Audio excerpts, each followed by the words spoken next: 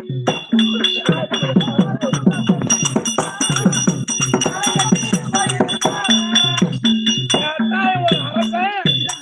ஒரே ஒரு பெண்ணு அப்படின்னு குட்டி அட பொட்டை யார பொட்டா யார் பொட்டா பொண்ணு யாரு புள்ள முத்து யாரு புள்ள முத்து யாரு புள்ள முத்து யாரு வாங்கட பையா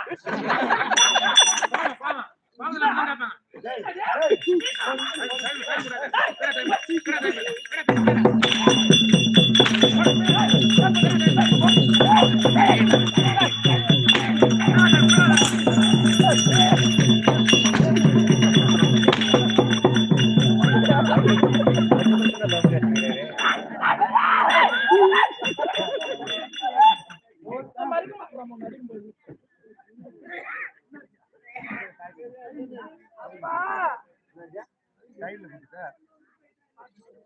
மேல தப்பிச்சேன் அப்பா ஐயோ செல்லாதே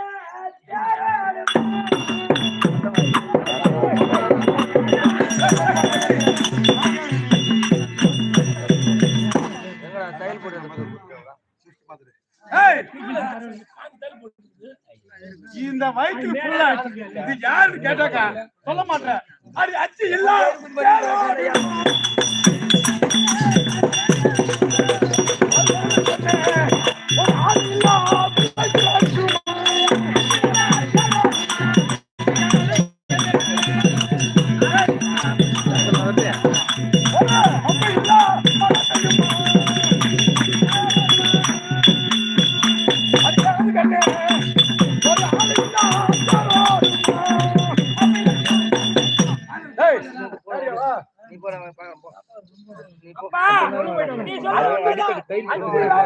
பாத்து விடுங்கப்பா. தைத்தோட போய்க்குது போன பாத்து விடு. அச்சு இல்லாத தேர் ஓடுமா ஆடு இல்லாத ஒரு பிள்ளை பிறக்குமா மப்பு இல்லாத ஒரு மழை பெய்யுமா இந்த பிள்ளைக்கு காரணம் யாரு யாரு இவ்வளவு நேரா கேட்டீங்களே கேள்வியிலேயே இந்த சரியான கேள்வி. நீ சொல்றது உண்மைதான். அச்சில்லாத தேர் ஓடாது மப்பில்லாத மழை பெய்யாது மன்னவன் இல்லாத பிறகு பெற முடியாது. கணவன் இருந்து இவ்வளவு காலமாவது நீ யாருக்காக கர்ப்பம் இருக்கின்றாய் என்று கேட்கிறேன். அப்பா இந்த குழந்தையானது என்னுடைய பதியாளர் இருக்கின்றான். பதியாளர் இருக்கும் போது கால கர்ப்பவதியாக இருந்தேன். 30 மாசம் ஆகுது. 33 மாதம் ஆகுது.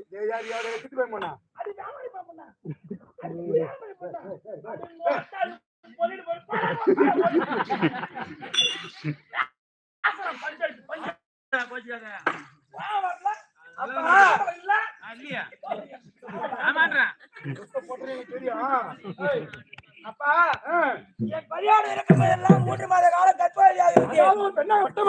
அதோடு சொல்ல முடியாது 90 நாள் நீ பதியாளம் மன்னவன் சேர்த்து 3 நாள் பொறுத்து நீ மாசம் என்ன காரணம் சொல்லு. அவர் இறக்கும் போதெல்லாம் 3 மாத காலம் கற்பவதியாக இருந்தேன் என்று இருக்கின்றேன். அதை கொஞ்சமாக செய்து கொடுத்து கேட்கின்றேன். அப்பொழுது கணவர் இறந்த ஒரு சோகத்தை இருந்து விட்டேன். அப்ப துக்க விசாரிக்க வந்தீங்களே என்னை பெத்தாட படுபாவி அன்னையானவர். அவராவது அம்மா சில பெண்களானவர் கணவனோட சில காலம் வந்து திடீர்னு கணவன் சேர்த்துட்டா சாகம் போற ஒரு சில குழந்தை இல்லாதவங்க அந்த நேரத்துல கற்போதியா இருப்பாங்க. ஆமா விவாதத்தால அதுபோல என்ன கற்போதியா இருக்கேன்னு என்ன பெத்த அந்த படுபாவி விடாது கேட்டு இருக்கணும். இல்ல ஒரு பெண்ணுடைய மனதில் இன்னொரு பெண்ணுக்கு தெரிவிப்பார்கள். முகத்தை பார்த்தாலே தெரிஞ்சுவாங்க சில பெண்களானவர். என்னுடைய முகம் ஒரு மாதிரியா இருக்கு ஏன்னா கற்போதியா இருக்கே முன்னாடி இருக்கா கூட என்ன கேட்கணும். என்கிட்ட சொல்ல முடியாது. தெரியாதா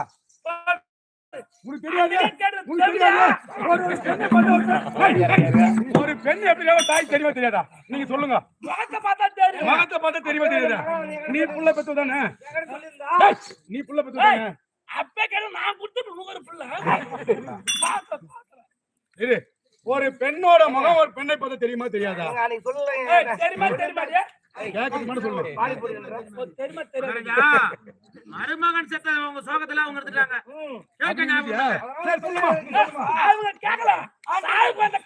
யாரும் சாரா கடைக்கு போன நீ கேட்க வேண்டாம்டா.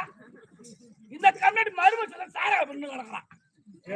எங்க வீட்டுல நாளைக்கு கூத்து ஆரம்பம் அது தெரியல. ஆமா நீ நகை இருக்கத்தையும் சொல்லிக்கிற சொல்லாத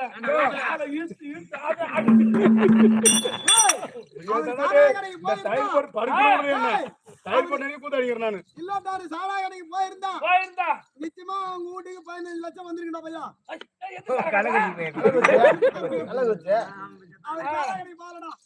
ஓஹோ கள்ளக்குட்டில கொண்டு இல்லோட்டு சாரா கடைக்கு போக வந்துக்கிறப்பங்க தப்பு இல்ல.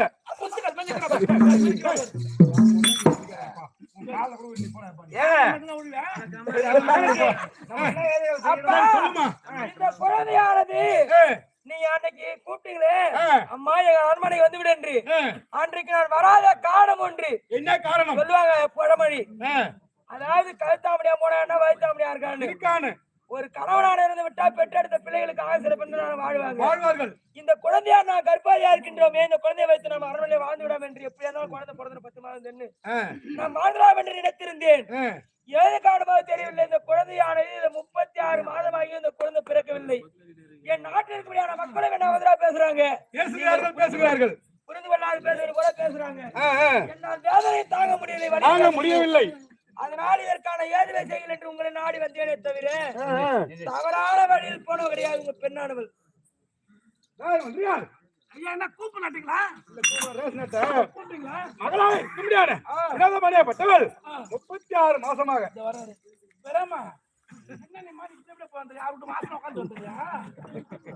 போக மாட்டேன் நடக்குறியா? சூறு மாத்திரம் போடலாம். இந்த குடும்பத்தை பாக்கலப்பா இல்லங்க மகாராஜா குடும்பத்தை மகளா இருக்கும் வேதவரைப்பட்டவள் 36 மாதமாக நிறை மாத கர்ப்பிணியாக இருக்கின்றாள். கர்ப்பமா இல்லங்க நிற மாசம் புள்ளதாச்சா சரிப்பா புள்ளதாச்சா இருக்குது. புள்ளதாச்சா அதனால வேண்டி குழந்தை என்ன செய்ய வேண்டும் என்று தெரியவில்லை. நாம அடங்குமுறை தெய்வமாக இருக்க முடியாது.